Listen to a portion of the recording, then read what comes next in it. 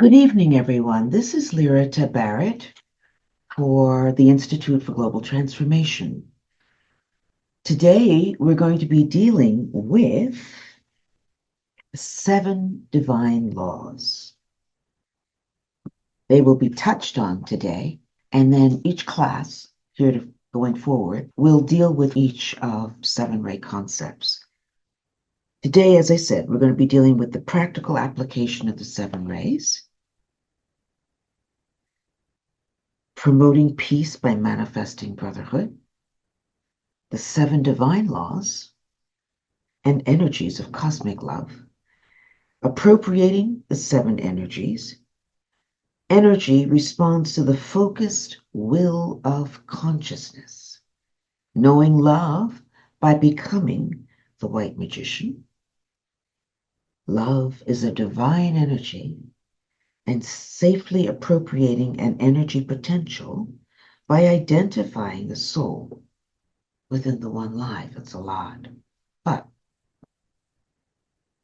we'll go through it bit by bit. So our solar system is made up of 7 divine laws and energies that emanate from the sun, also known as our solar life. These energies are interpreted and expressed through cosmic love, also known as pure reason. We've talked in the past about this being a third-ray planet,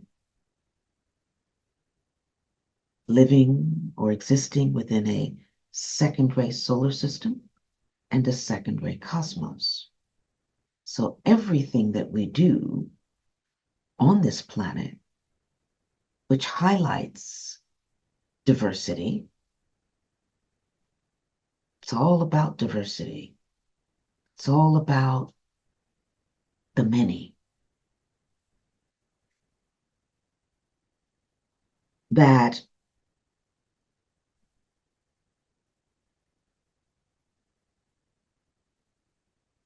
these energies are interpreted and expressed through cosmic love and pure reason, so that even though we're about diversity in the many, because we are existing, living, swimming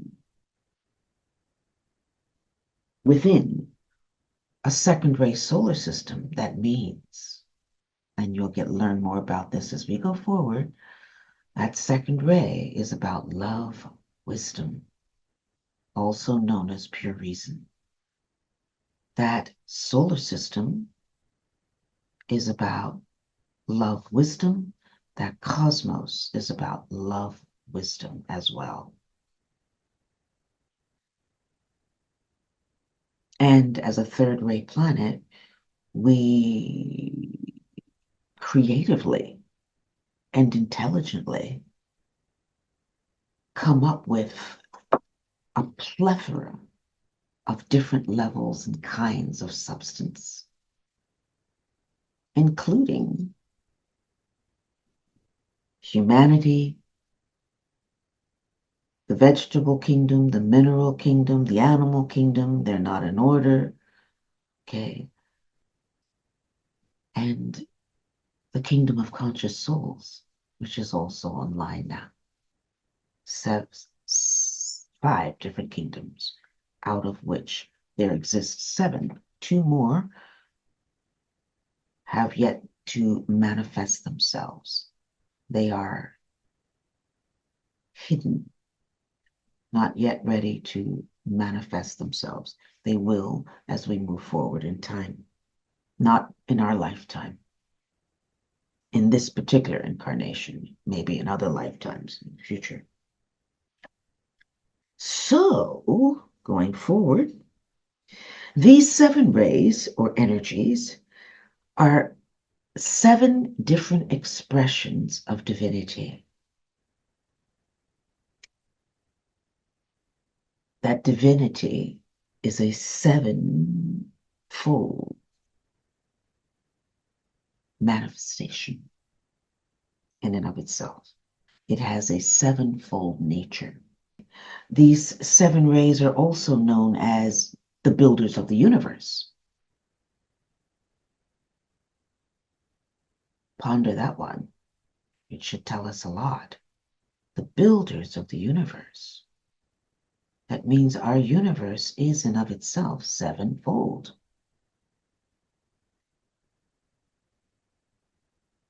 And that sevenfold manifests, sevenfoldness manifests in humanity, in the animal kingdom, the vegetable kingdom. It is everywhere we look is a representation of some aspect. Everything we feel, that which we see, hear, everything is a manifestation of that sevenfold nature, okay? Which is an expression of the divine.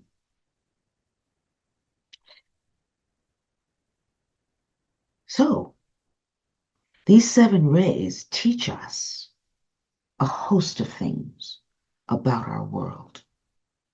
It is a way, I'm going to say it's a way of categorization, but it's more than that. It is a way of showing the different aspects, qualities of that sevenfold nature that manifests in everything. From the human standpoint, one of the things that we learn from an understanding of these seven rays is how to love, how to understand each other, how to tolerate each other, how to realize that what we are experiencing is an aspect of the sevenfold nature of the divine. It's going to be a continuous repetition of this, seems, but it's what it is we need to know. It is a truth. It is real. Through the seven rays, we get to understand brotherhood and sisterhood.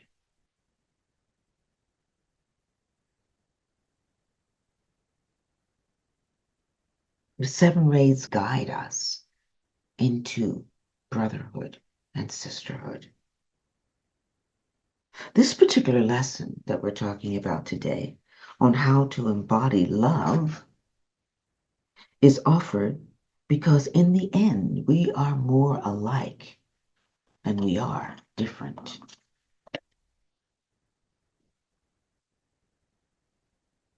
A study of the seven rays provides a common ground for establishing the basis of mankind in and of itself. That being, as I said before, brotherhood and sisterhood. So, common ground, key word. When we look out beyond ourselves and realize that we are more alike than different, that we do share a common ground in so many ways, not just what it is we can see, but the qualities within. We all need love.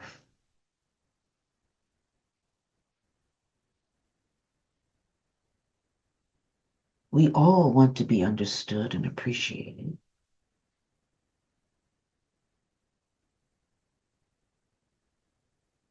We all enjoy receiving and giving, some of us more than others.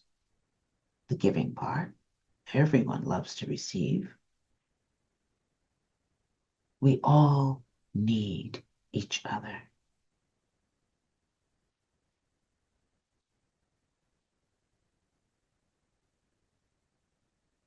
We all are on a spiritual journey. So there's much common ground that we share, a lot of common ground that we share. So this realization of sisterhood and brotherhood is the foundation of peace in all aspects of our life. That peace that we say we always want. But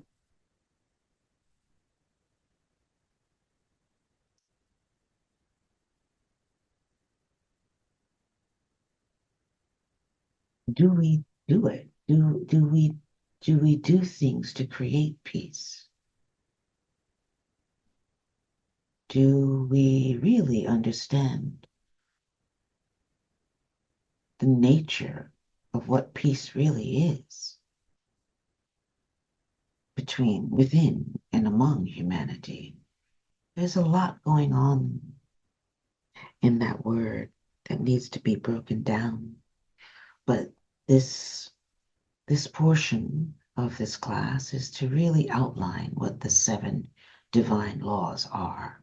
After this class, each class successively will handle one of these 7 divine laws. The 7 divine laws and energies of cosmic love, as they may be worked out into manifestation by humanity, are enumerated and defined as follows. Number 1, the law of focused will to love, which states, in effect, that the power of God may be invoked into manifestation via the focused will to love. The focused will to love invokes into manifestation the power of God, being said in a totally different way. Through love, the divine is represented in essence. 2, the law of loving understanding, which states in effect that the energy of love in the mind produces right understanding or wisdom. Love in the mind produces right understanding or wisdom. Not and wisdom, or wisdom. Right understanding and wisdom, one and the same. Number 3, the law of service, which states in effect that a planned activity of service, impulsed by love and carried out in love, results in the manifestation of some fragment of the divine plan for humanity. I'll repeat that again. The law of service, which states in effect that a planned activity of service, impulsed by love, and carried out in love, results in the manifestation of some fragment of the divine plan for humanity. So if we want to do something for a group of people, we must make sure that our intent, the intention behind that which we think we want to do or feel we want to do, has to be impulsed and created by love. If it's created by anything else, it will not serve. It must be created through love, by love, for love, in order for it to serve others. And 4, the law of transmutation, which states in effect that the radiation of love in 3 planes of human endeavor transmutes darkness into light ignorance into wisdom, and discord into harmony. These are powerful. The radiation of love in the three planes of human endeavor transmutes darkness into light, ignorance into wisdom, and discord into harmony. Om.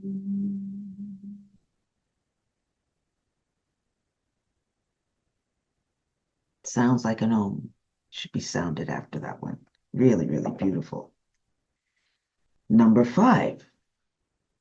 The law of formulated knowledge, which states in effect that when divine love, this is the law of formulated knowledge, number 5, and realize that each of these numbers that are paired with the concept is purposeful.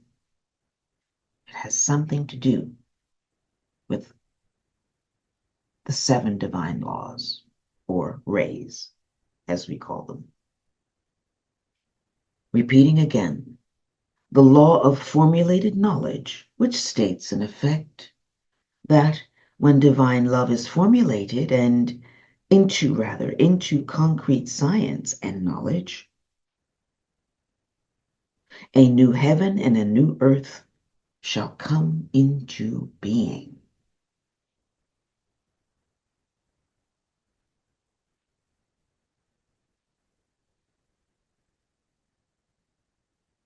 When science reflects, embodies, accepts these 7 divine laws,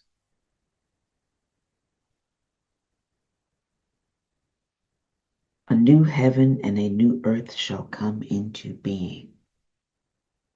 It's not exactly what it said, but it's similar. When divine love, that's Ray 2, divine love is formulated into concrete science and knowledge, when that love moves into a field where it can be tested and proven and understood theoretically,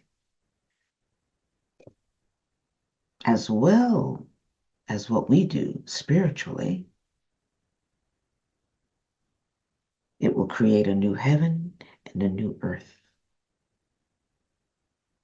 Number 6, the law of the focused ideal of Christ, which states, in effect, that the Christ shall reappear, when humanity recognizes the Christ principle indwelling everyone. The Christ shall reappear when humanity recognizes the Christ principle indwelling in everyone. So beautiful. When we can look out in our world, within the life landscape, and see everyone as a soul, that's the Christ principle. We know ourselves as soul, and we accept and see everyone as a soul. And we work on that level, speak to that soul, rather than the persona or the personality.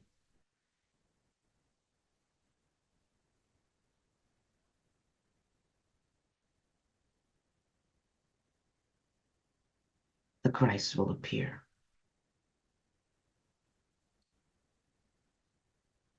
Because everyone will be known as a Christ.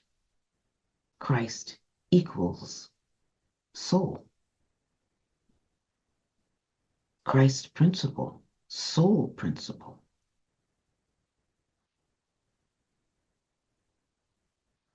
Christ that highest aspect that man seeks to perfect and grow into, that higher self connection. That's what it's talking about. And number 7, the law of initiated growth, which states, in effect, that through the initiation of a planned activity of growth, human beings may cooperate with the law of evolution to reach a desired goal of spiritual development. Through the initiation of a planned activity of growth, human beings may cooperate with the law of evolution to reach a desired goal of spiritual growth. They have to do the work.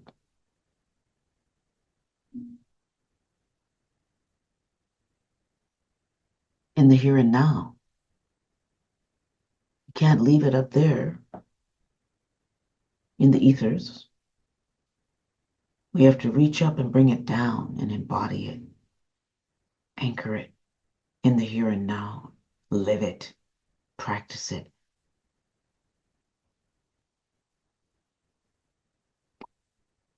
Move into that frequency and exist from that place.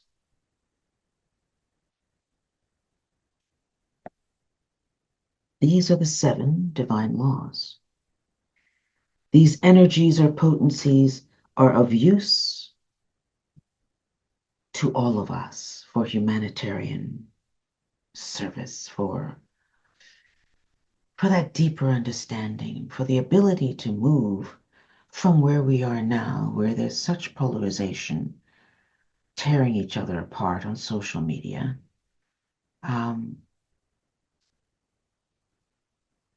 disrespecting our land,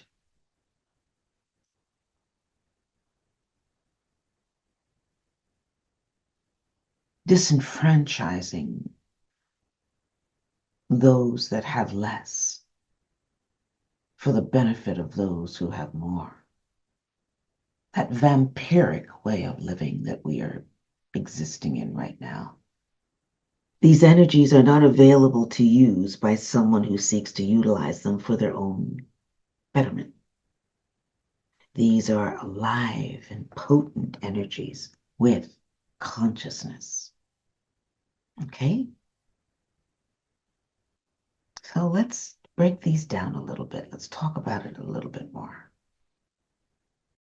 So we've gone through the 7 divine laws and the energies of cosmic love, okay? The 7 enumerations of that. So let's kind of talk about it and break these things down. As I said, these are potencies. They're energies, they're potencies. Potencies, that means that they're potentials of energy that are available to us as conscious human beings. They're not available to everyone at all. They're available to those who recognize themselves as soul. They're available to those who are seeking to work for the benefit of humanity. It's available to those who see themselves as group conscious. They are not available, these energies, these potencies, they're not available to those who are working for the separated self, the I alone. You understand what I'm saying? Okay? It's a big, big difference. So there is a shift, basically, that's being alluded to. There's a shift that goes on between a life that builds persona karma and a life that builds what we call service, a service focus. Okay? These energy, Dylan, you want to ask a question? Please be my guest. Yeah, I'm just like if you could specify more like how maybe like things like The Secret, if you're familiar with that, are kind of related to a karma on a persona level. Um, Yeah. maybe more so in terms of like someone getting more personal goals. Yes. And then how service karma, I guess, is like maybe a change comes from within or just something different, right? Thank you. Thank you. That puts the nuances around it. Thank you. Gives it nuances, dimension. Yes, there's a difference. The secret is a teaching around people being able to manifest their goals, their personal goals, whether they want whatever they want. That job that they're looking for, the money that they want to be able to create, and a lot of the street secret talks about um, the ability where people are creating blank checks or writing checks to themselves or for hundreds and hundreds of dollars. Okay, but it's about achieving personal goals. There's a difference between living a life where one is focused on I, which is the personality or the persona, where we all come into this world and pretty much focused on our persona, on I. And but at some point in time, in that we are all spiritual beings having a human experience, we are all on the path of initiation, but may not know it. Most don't. At some point in time, we wake up. There's a shift in our awareness. And we begin to ask the question, is this all there is? Which I asked when I was 28 years old. Is this all there is? There's got to be more to life than this. Okay. And we begin to start walking the path in a more conscious way. We start to take steps to walk the path consciously. And at some point in time in that evolutionary trajectory or movement, we cross a divide. We begin to become more soul focused, soul conscious, because the soul, as I said, is about we, group, us, humanity, all the kingdoms. The soul is focused on the group. The persona, the personality is I focused. And once we begin to realize that there's more to life than this, and we begin to take the steps to move in a new direction, and we become more disciplined in integrating our persona for use by the soul, which creates a whole nother level of movement wherein we become what is known as soul infused over time. Um, then we're moving then in, and this is really there's terms for it, and approaching the third initiation. We're really moving in that place where we're creating now. It's about service karma. It's about karma to the group, for the betterment of humanity. It's really good karma. Okay, ideally. Um, Makes me pause and wonder about politicians who say they're focused on group, have the ability and the potential to be focused on the group, are doing things for large swaths of people, but behind it alone is ambition. It's not for humanity at all. They're not even listening to the will of humanity. So there's a big difference there. That's still persona karma.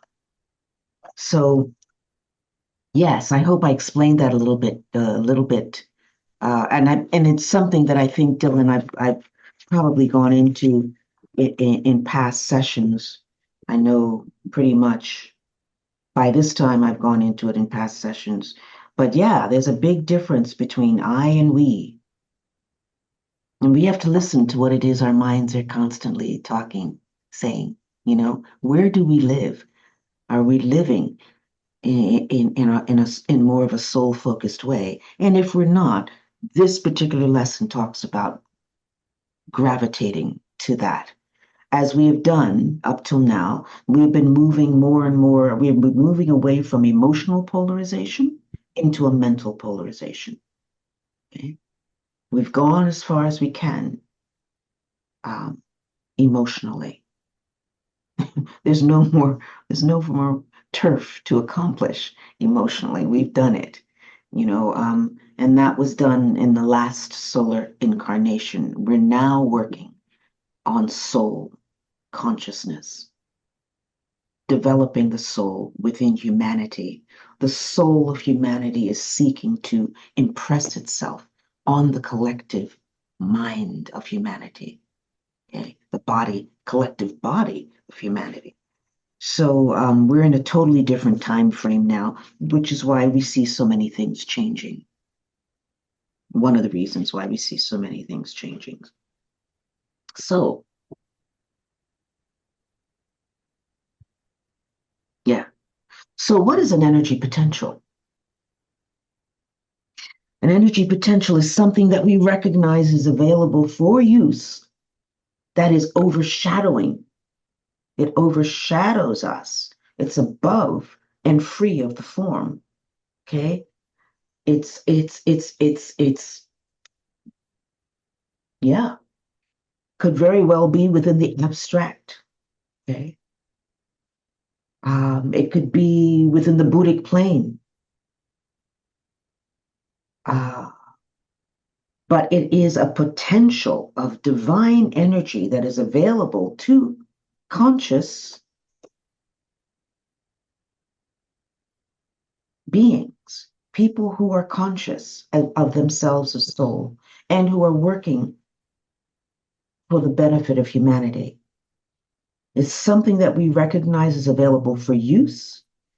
It's at a high level of energy that once recognized is sought for use consciously. So it's something energetically that we go into meditation and we tap into it. Once we've integrated our persona in that meditation, we've done our alignment, and we place ourselves in a particular location, usually that is within the center of the head, about 2 to 3 inches behind the eyes. And there's a method of getting there.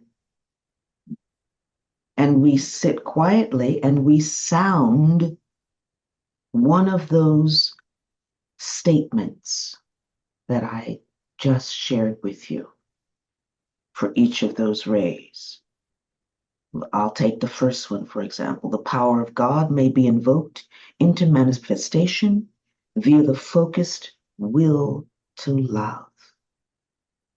And once we would do that alignment, which I'll take you through, we would sit within that center, about 2 to 3 inches behind the eyes in the center of the head, which is the third ventricle, known as the third ventricle, also known as the cave. We would place ourselves in that space and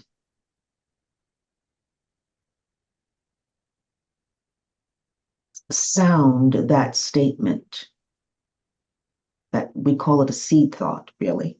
We would sound that seed thought and listen to the silent sound of that seed thought and follow it. Even when we no longer think we hear the sound the energy of the seed thought continues.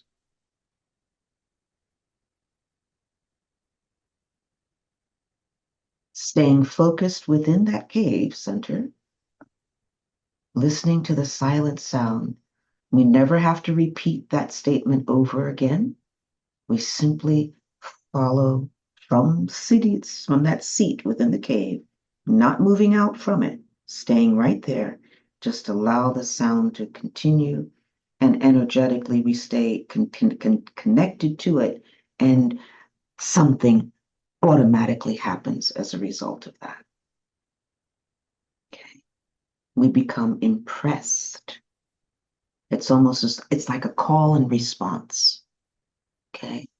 We send out the call, and energetically, the potency of that seed thought comes back to us in kind, but of a different kind. Okay. And within that, what returns to us, that energy, and it's felt, by the way, physically, it may be felt as a heaviness. It's one of the indications. Okay, it's felt as a heaviness. And simply staying in the cave, not dropping down to your throat center. You don't want to do that, because once you're in your throat center, you're in what is known as the concrete mind, which wants to yak, yakety yak, yakety yak, yakety yak. If you find yourself in meditation and you're hearing the yakety yak, the thoughts, whatever, you know that you're still in the concrete mind. Energetically raise yourself up into the cave where it's quiet, silent. Okay? You feel that impression, and it doesn't take long, by the way. You can stay longer.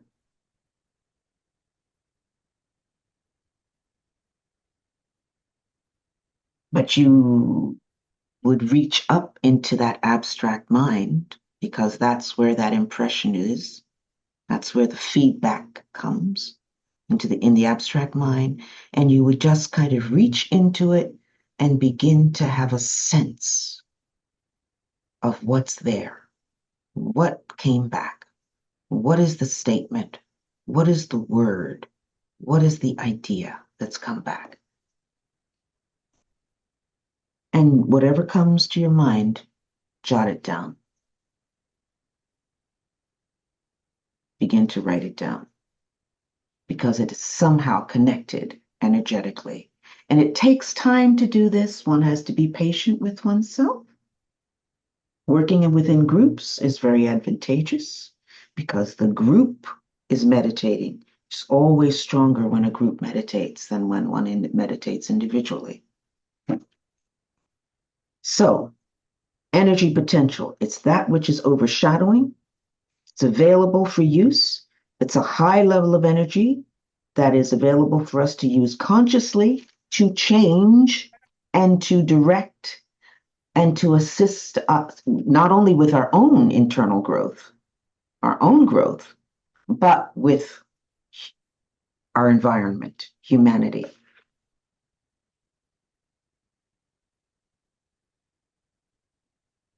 And by doing this, by going into meditation in this way, what we're doing is stepping down that potency from its higher frequency into lower frequencies that are available, that become available to us and then become manifest in our world. They begin to show, they're manifesting in our world within the three lower worlds, within the mental aspect of ourselves, the emotional or astral aspect of ourselves, and of course the physical. And we can't say the physical without saying our physical etheric, because our physical etheric creates the form that we are in.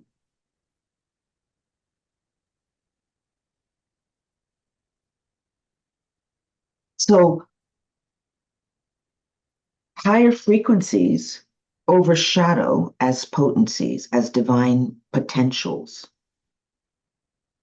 or they're brought down and become available for us in the three lower worlds.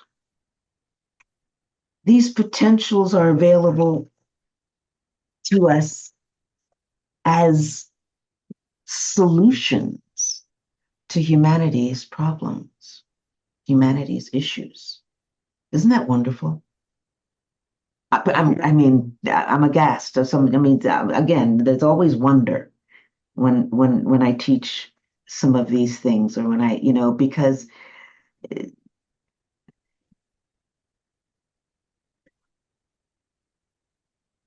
that's one thing that, not to compare, but that's one thing about the wisdom teachings that I love.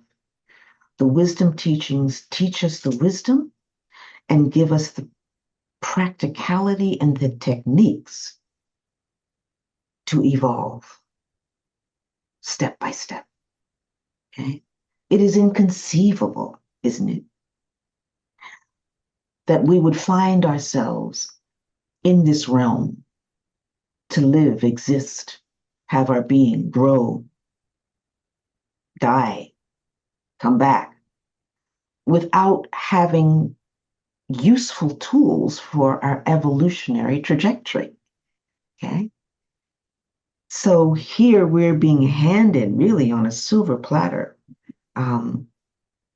that these divine potentials are solutions to the world's problems. But they're only contacted by men and women who know themselves to be souls.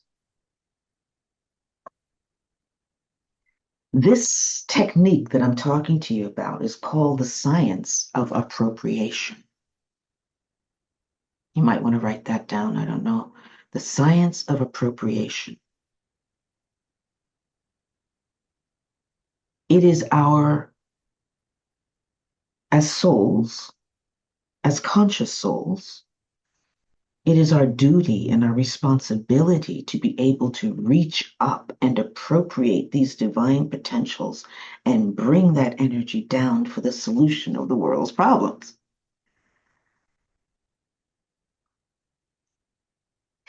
This is practiced by light workers around the world. Initially, it was practiced only by a very few.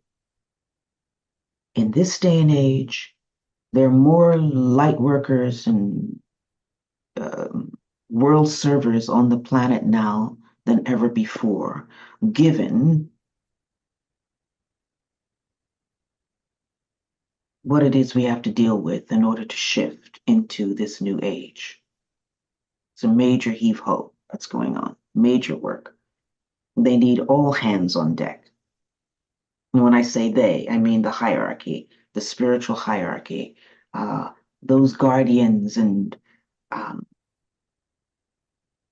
protectors of humanity that are working behind the scenes that we are connected with, as well as even further above them, who are also overseeing what's going on here.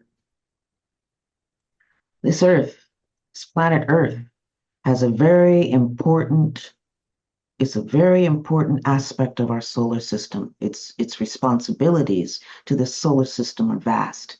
And every planet is watchful as to what's going on here, because we are interdependent. Okay.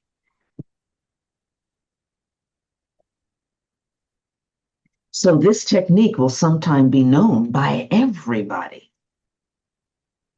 Okay. Remember that statement? Was it?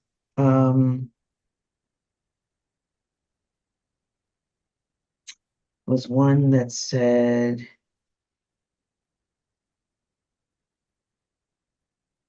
yes, Christ shall appear. The Christ shall appear when humanity recognizes the Christ principle indwelling in everyone. At some point in time, in the not too distant future, some people would say it's further away than I think, but I'm saying, it is.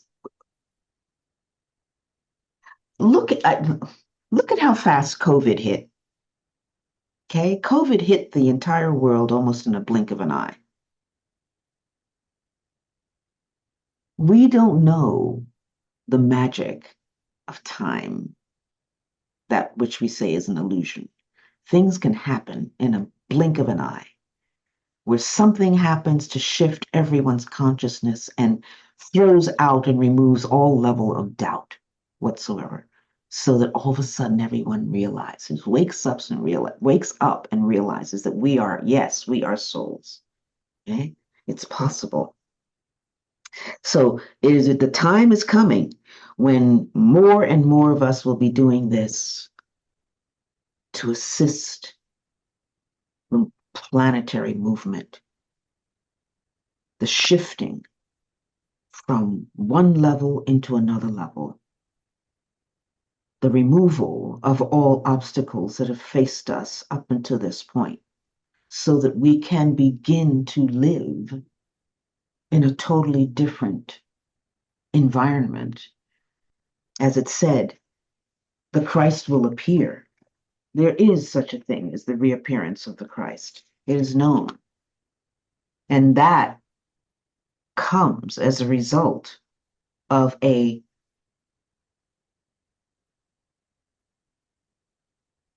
level of human invocation, and it's like an invocative call by humanity that says, we need, we need your help. They're waiting for that.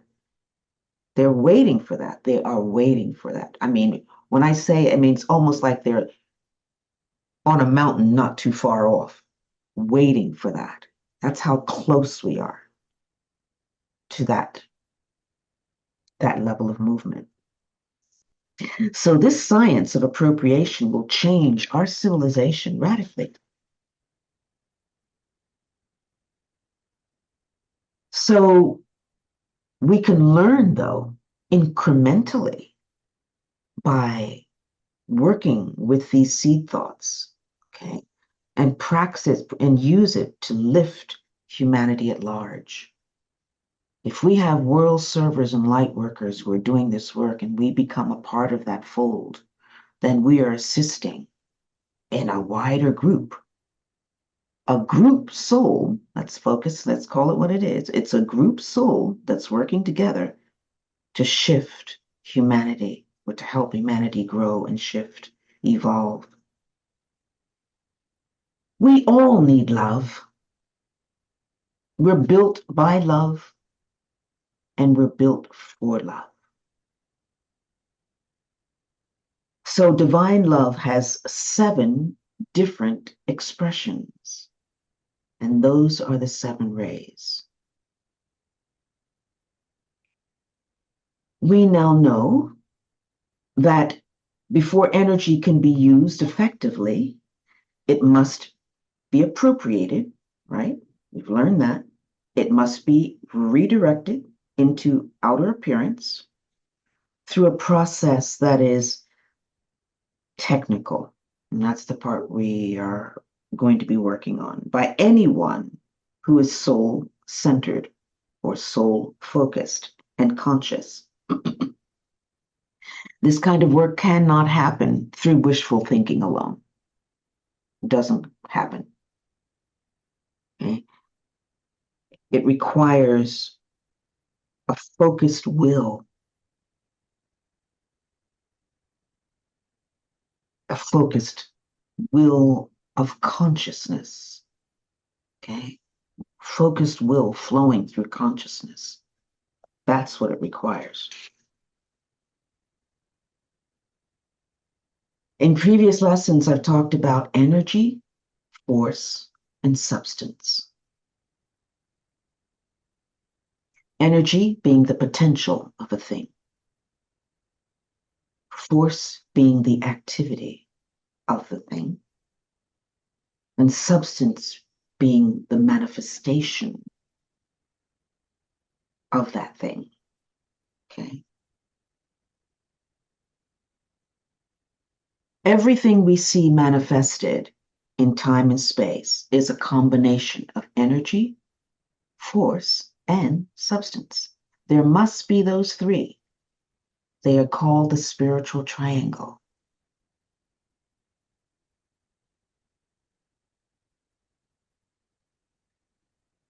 And have a connection to those first three rays that we talked about: purpose, power, and will, energy; love, wisdom, force; soul, Christedness; group, substance; matter, divine creativity; mother, energy, father. A lot of different correspondences when you get into this. So everything we see manifested in time and space is a combination of these three. They must work together always as a triangle. Anything that you see has energy, force, and substance reflected in it or is a part of it. Be it good or bad, doesn't make a difference. Okay? What determines whether the something is good or bad is the intention behind it, the motivation of it, right? So all energy is divine, all force is divine, and all substance is divine. It's how they're used which determines if it's good or bad, or what the outcome will be.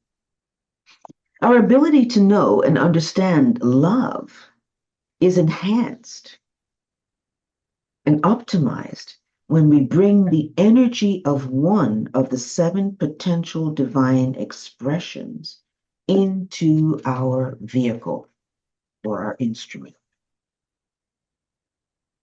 through the science of appropriation and to redirect it into force and substance by using a technique which you will learn.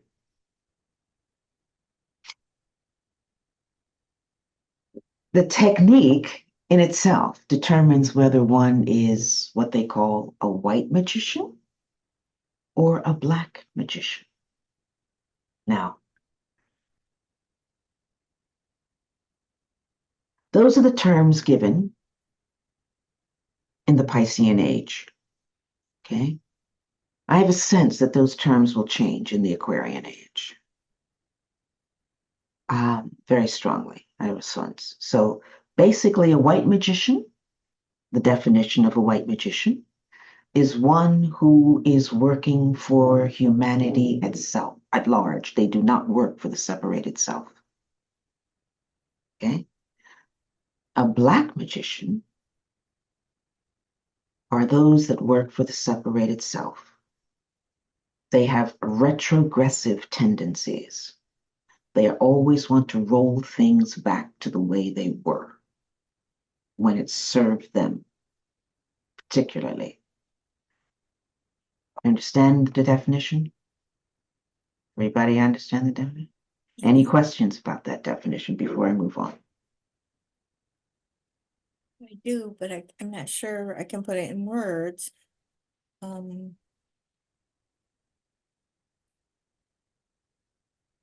So both are effective. Both the black and the white are effective, and they're part of the whole. Yes, you got it. Yes. But the time we're living in is more conducive to the white magician being successful or creative, powerfully creative because of the love and wisdom being poured into us at this time. I know these words aren't quite right, but because we're in that movement toward becoming Christed. Yes.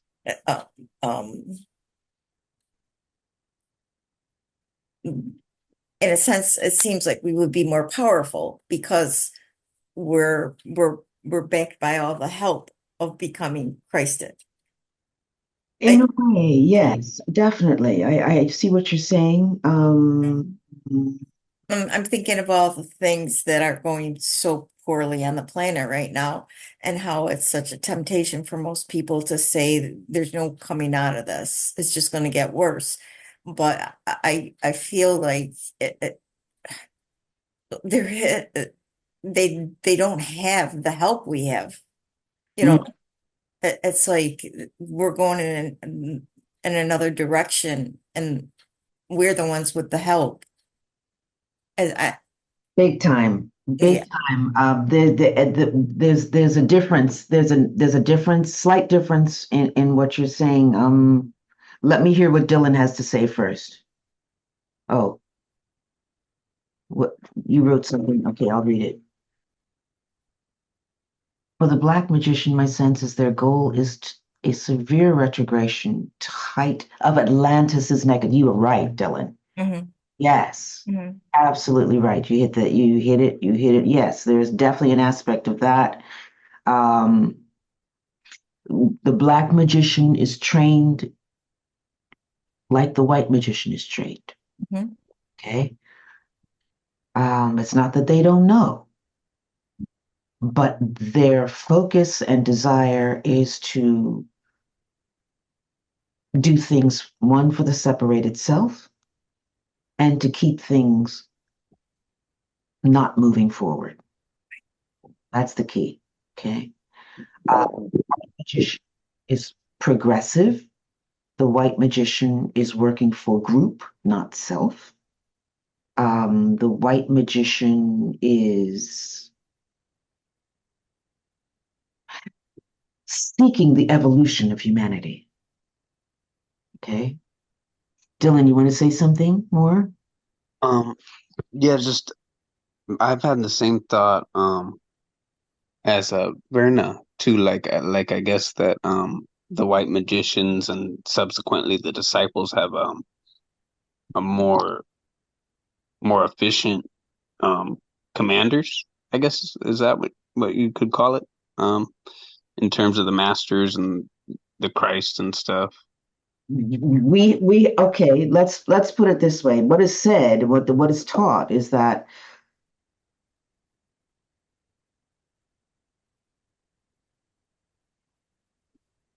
at the third initiation, there's a deciding point whether one is going to be a white magician or one is going to be a black magician. Okay. Depending on one's makeup, what it is you've been manifesting all this time. Okay. And that there's a peeling away at that particular time, you know, and there's a fork in the road. That's really what it is. And right now we're also hearing that there is, since this last eclipse that we just went through not too long ago, and here we are on the foot of another major eclipse coming within a day or two. And a lot has gone on since that last eclipse. There was a shift in timelines. I don't know if you guys experienced it, but I did. big time frequency change. Yeah. Huge shifts in time, hard to grasp and hard to hold on to where we were, what was happening. You know, it just kind of depended on where you were. I found it hard to stay grounded in that. Yeah, yeah, the energy was Yes, intense, yeah. very intense. And there was I'm just very aware of they also said part of that period of time was also a shifting of the wheat from the chaff. Yeah. There's a shift between, I mean, it was like, you have a sense that you have to disconnect yourself from certain people, from certain energies. You can't do certain things you can't do anymore, or people you can't be around anymore. A lot of people were leaving the planet. Okay, there are a lot of people just going, passing away, and suddenly out of nowhere, And so there's to me that was all part and parcel of the shift that's going on. So yes, there's an aspect of all of that, and in reference to the black magician versus the white magician, it is really at that level of the third initiation, which is the aspect of uh,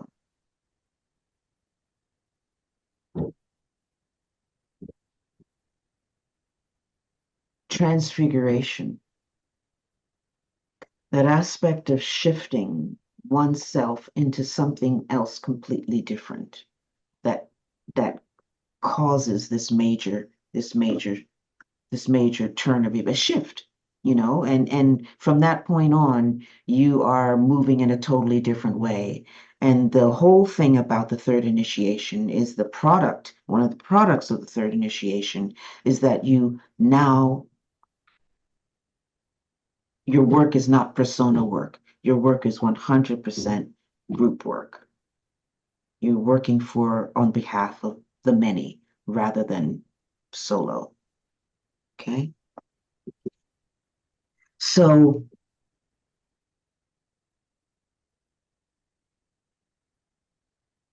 once we connect with divine love, it changes everything within us. Until we begin to understand and recognize love, divine love, which means we're beginning to integrate it into our being, we never really, really, really, really know the essence of love. Which is why we can dislike someone or despise another or find it hard to get along with someone that we know, our neighbor or whatever, or the person we sit beside at work, whatever.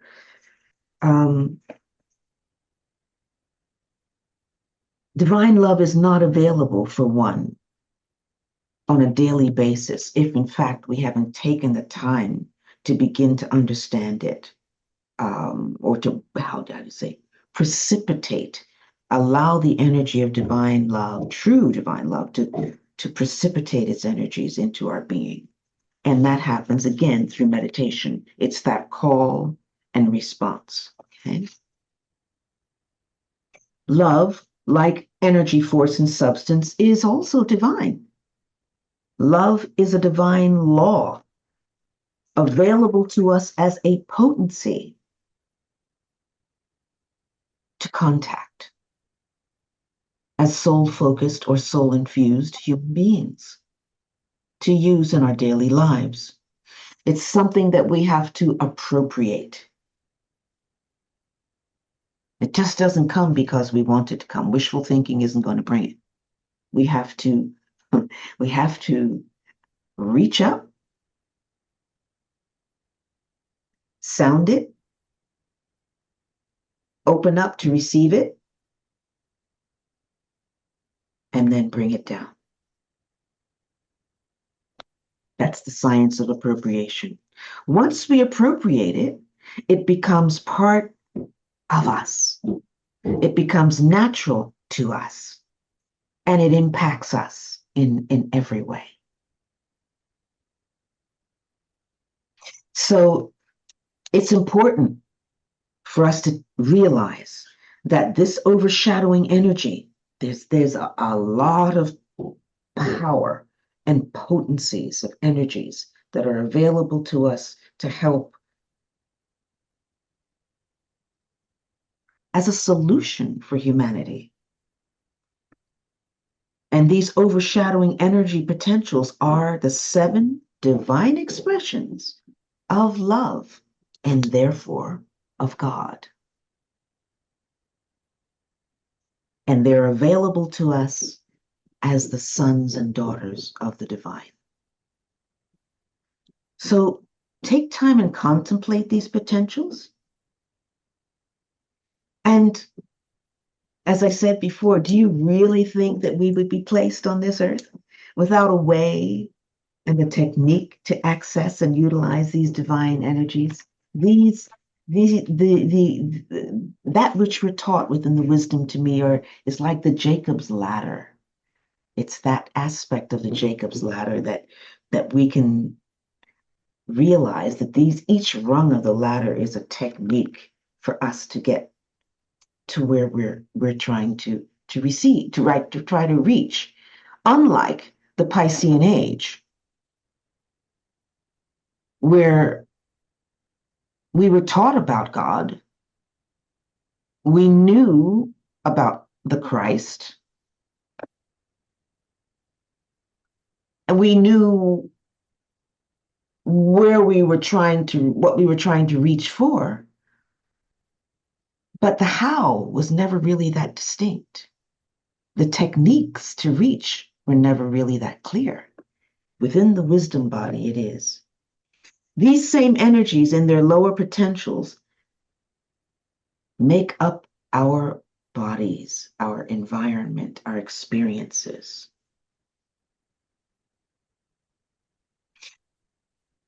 Before we use them, one must know and believe and work as a soul. That's the most important thing in our environment. And recognize all those around us as souls. So, what I'd like to do is end by taking you through a meditation. This meditation is called Contemplating the One Life. Its goal is to prepare to move the 7 divine energies that we talked about earlier from a vague abstraction to a contacted reality. Because once they become real for you, you can truly contact, invoke, and direct them from your alignment.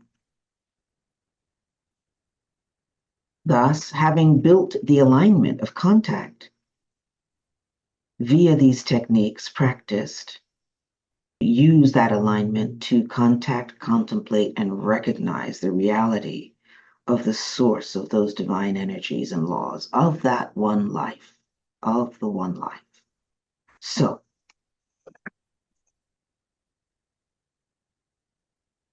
become physically relaxed and comfortable. Take a deep breath, first of all. Take a deep breath and exhale.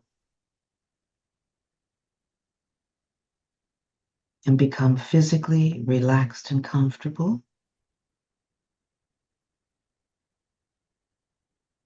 Ask your nervous system to assist you in relaxing your physical body, knowing that it will obey.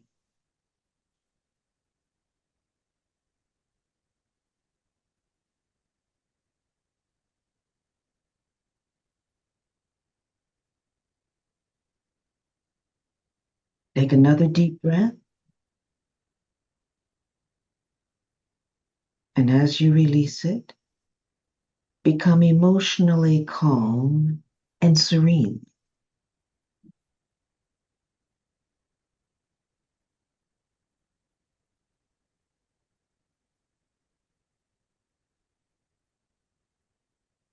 See the emotions as a pool of water.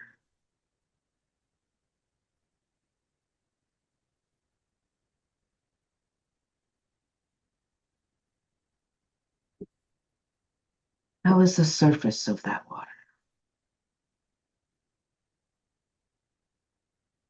Is it still? Is it choppy? Is it quiet? Try to smooth the surface of the water so that it begins to reflect the sun's light.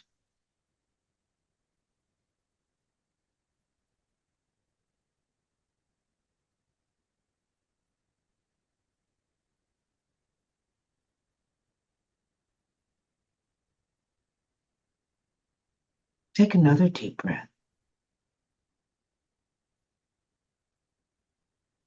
And as you release it, Become mentally poised and alert.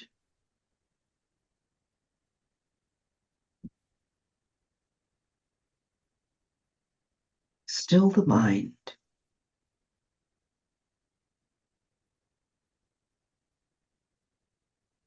Become alert and awake and aware.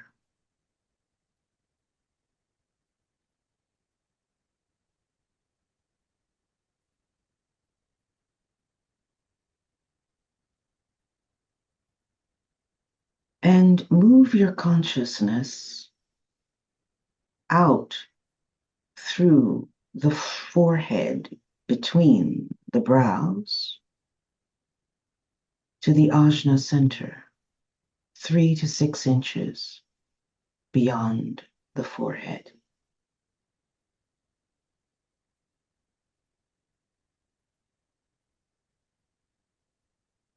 And with your breath, take the time to integrate your threefold persona, body, emotions, and mind, into a single unit within the ajna center, receptive to the energy of the soul. Utilize the breath to do this as often as you need. Staying within the ajna center, your consciousness stays there and becomes causative to the threefold persona: physical, emotional, and mental, and lifts up any residue not integrated into the ajna center.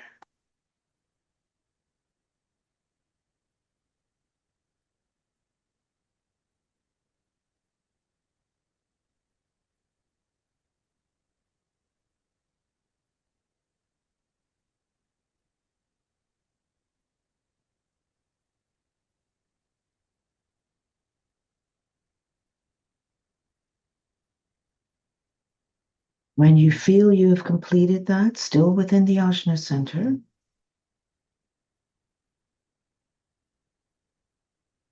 aspire to the spiritual soul, your spiritual soul,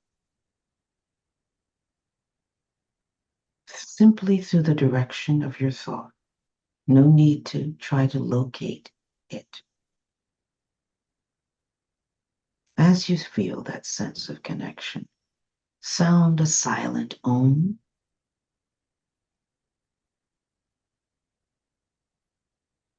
and slowly move your consciousness back along a line of golden light that connects the ajna center to the center of the head, 2 to 3 inches behind the eyes, into the tiny, see it as a tiny blue-white sun in the middle of the head.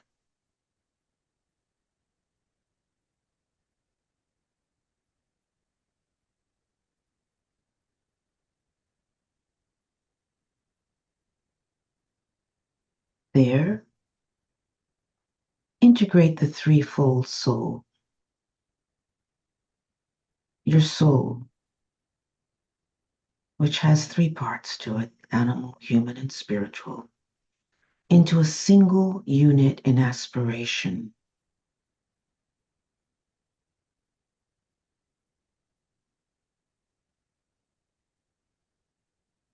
To the aspect of the perfected energy, or the Christedness or Christ consciousness.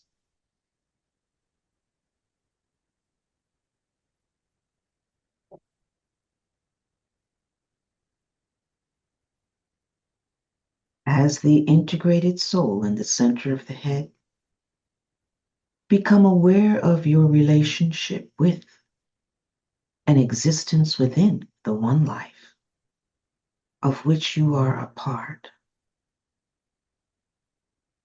by silently sounding the seed thought.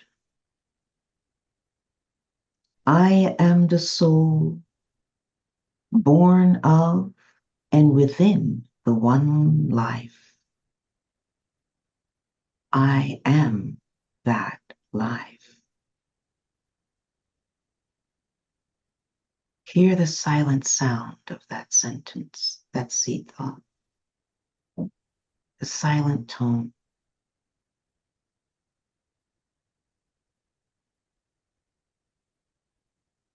And stay connected with that tone, even once it no longer is audible.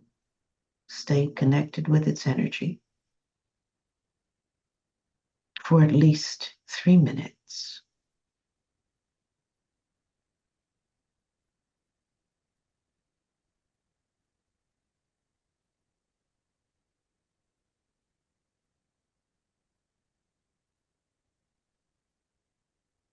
Always staying within that blue-white sun in the middle of the head.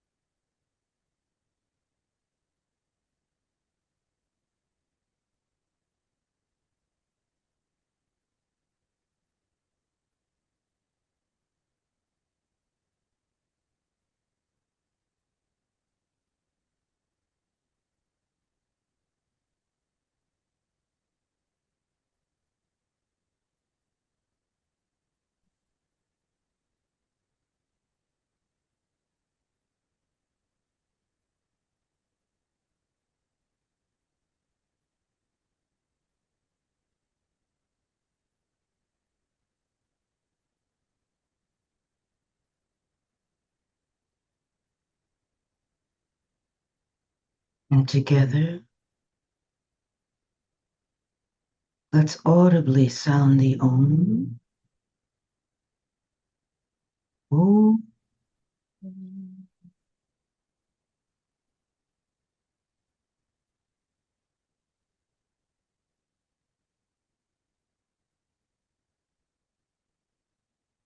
Leaving that alignment with the soul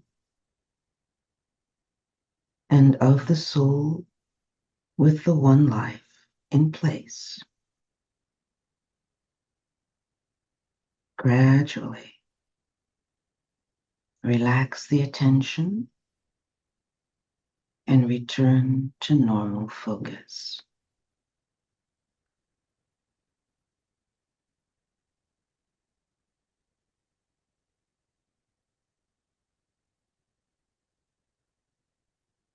So you will have that now on audio that you can refer to over and over again, and at different times as you are so called, insert one of the 1 to 7 statements into that meditation to replace the other statement, the other seed thought that was utilized.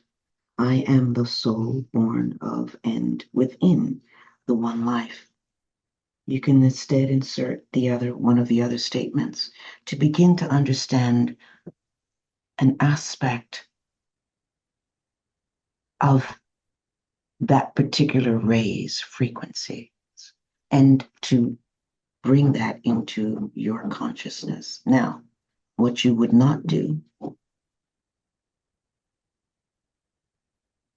at the end of the meditation, sounding the Om, you would stay in that high place, which I can still feel even now. You'd stay in that high place and you would explore the content of that high place simply by trying to sense what's there. What's baked into that space in this moment, okay? It might be a sentence, it might be a word, it might be a few words joined together. Whatever comes, as long as you stay in that high place, it's real, okay? If you find yourself dropping down here to the throat center, just rise back up, okay? I hope this has been something that you can work with. And I want to thank both you, Verna, and Dylan, for spending time with me. I really, really appreciate your energies. It's been a beautiful experience. And I look forward to us getting together again. I always do this work the third Sunday of the month, okay? At 5 p.m. Eastern Time, okay? So until next time, have a great week. And if you have any questions or you want to add comments, if there's anything you want to say, please email me. Or email my email address is lyrata at ifgt.com, and my personal email address is lyrata LYRATAH at gmail.com. LYRAT as in Tom, AH as in Harry, at gmail.com. Okay. Okay? I'd love to hear from you. I always respond. Okay? Thank you so much. This was very helpful. Take good care. Have a great month until we see each other again. It's too long. Bye-bye. Bye.